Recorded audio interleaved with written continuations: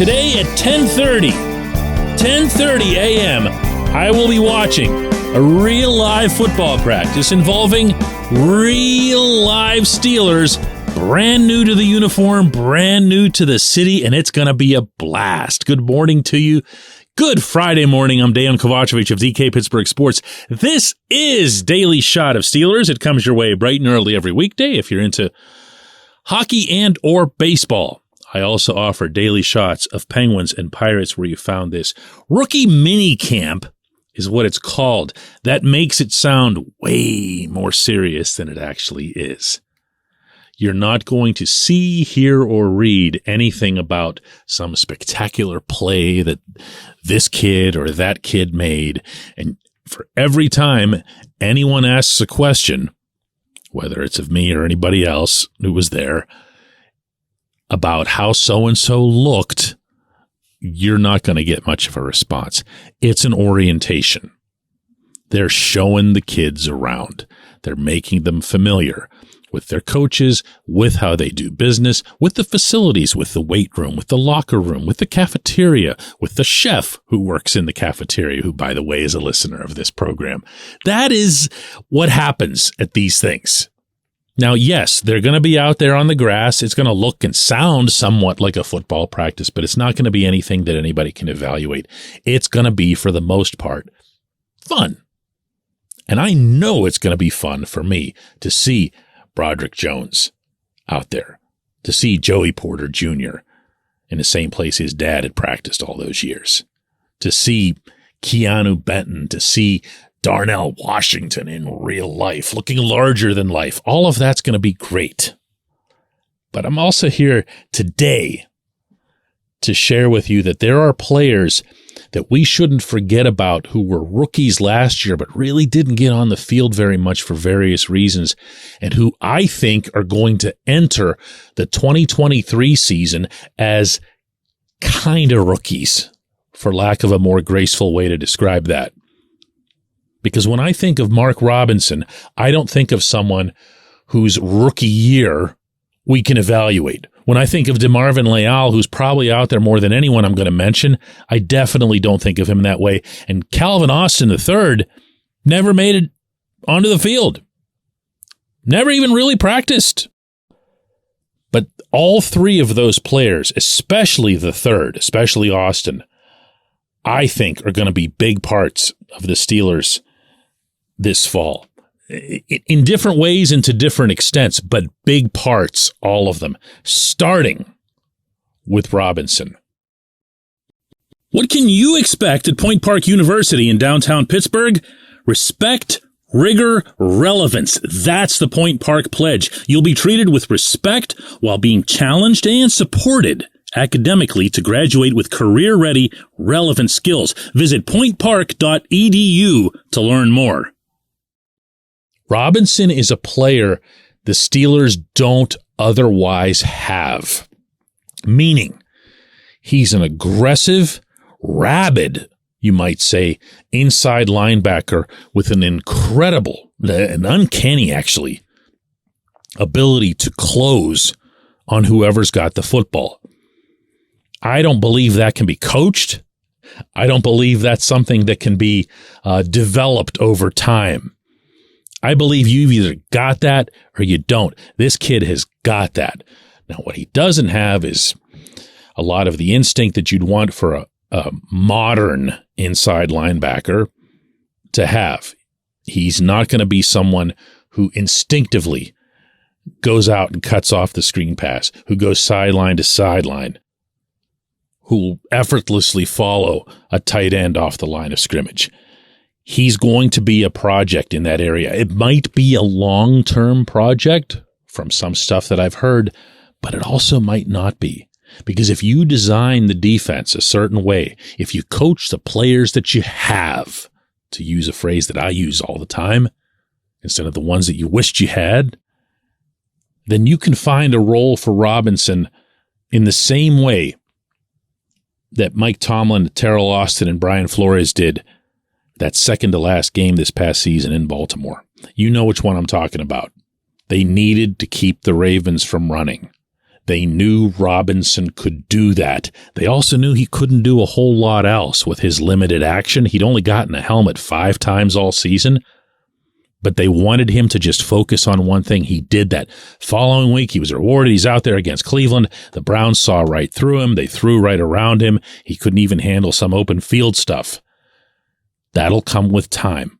But he is going to feel, to a lot of us, like a rookie. So will Leal. Please don't make the mistake that Benton's got some kind of spot locked up on the defensive line. I don't believe that he does. I don't get the indications from the Steelers that he does. He might earn it in Latrobe, but he's going to have to earn it. And one of the players he's going to have to beat out is Leal. And I'm not so sure that he will.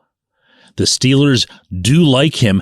They just sometimes will send mixed signals about him. You might recall that in the pre-draft press conference a couple of weeks ago, I asked Tomlin specifically about Leal and what he saw in him from a positional standpoint. Is he someone who could bounce outside, bounce inside? And instead of saying, we see him definitively as this, or we expect him to be this or this, he gave back an unusual answer for him, which was just that I don't have that answer for you yet. And he didn't mean that as in he was trying to keep a secret. He meant that as in there's stuff we got to figure out yet. Remember, that was before the draft, before Benton was selected, but it still told me that they didn't have a full grasp on even what they want him to be. But he's going to be on the field, and he's going to make an impact, I think. And as such, he's going to feel like a rookie. But again, neither of these guys, not Robinson, not Leal, is going to touch the impact that Austin can have if that foot has healed. Austin is going to be the guy that Matt Canada utilizes in those jet sweeps. Austin is going to be the guy, maybe the only guy on that offense who's got that breakaway feel to him, something the Steelers have been missing offensively for a long time now. Think about this. I'm talking about breaking those 60, 70 yarders, even if it's only 2 or 3 of them in a season. Those make massive differences. Steelers haven't gotten that at all. Need I remind anyone that the resident number 1 wide receiver on this roster still had exactly 0 touchdowns to his name this past season, that being Deontay Johnson, of course. At some point, you've got to have someone. It's not your running back either. I love Najee Harris. I love what he's going to bring to this team. He's never been, including in college, the guy who breaks off really long runs. Jaylen Warren's got a better chance of doing that. Just that one specific thing. But if you've got someone, anyone, on the offensive side of the ball who has that ability to see grass, to follow grass, wherever it might take you, that's a weapon and a half. And we've never even seen him, really, other than the very, very beginning in Latrobe. True rookie, really. When we come back, J1Q. Luxembourg, Garbett, Kelly, and George. LGKG is a personal injury law firm in Western Pennsylvania that represents people hurt in car accidents or who need help with workers' comp or medical malpractice. When the attorneys at LGKG make you a promise, they keep it. They've been keeping promises in our region for over 80 years. LGKG's been AV rated, the highest rating a law firm can receive, and they've been designated super lawyers. That's actually a thing for over 15 years. It's a rare combination. LGKG has offices in Cranberry, Newcastle, Beaver Falls, Butler, and Elwood City. Learn more about them by visiting lgkg.com or by calling 888-842-5454. LGKG.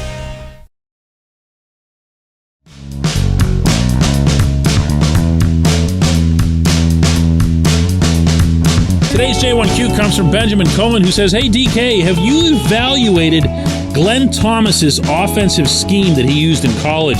It seems like he specializes in running stretch runs and boot play action with players actually running the middle of the field type of routes. Could he be the key to making Matt Canada's offense finally splash with all of the weapons the Steelers currently have.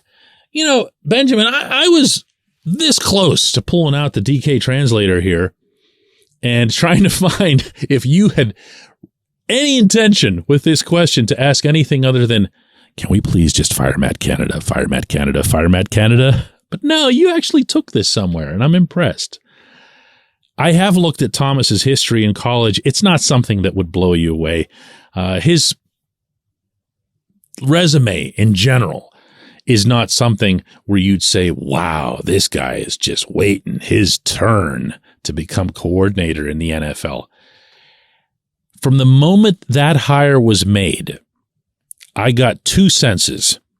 One was that Tomlin and Canada genuinely wanted someone else in the fold to have ideas and to look at existing ideas and have an opinion that meant something more than, yeah, sure, Matt, that seems okay to me. What do I know? I'm a defensive guy. Or even if you're Mike Sullivan, the quarterback's coach who has a long ago history of some play calling, you're not going to feel all that comfortable. If you bring in somebody else that was just doing that job at the college level, you've at least got another set of ears, another set of eyes, another brain involved in this. The other thing that I thought when he came aboard was, the same thing you did. They weren't in a position to fire Canada at any point in the 2022 season because they had absolutely no one to take his place. They just didn't. Sullivan knew the playbook, but could Sullivan sit up there in a booth and call a game?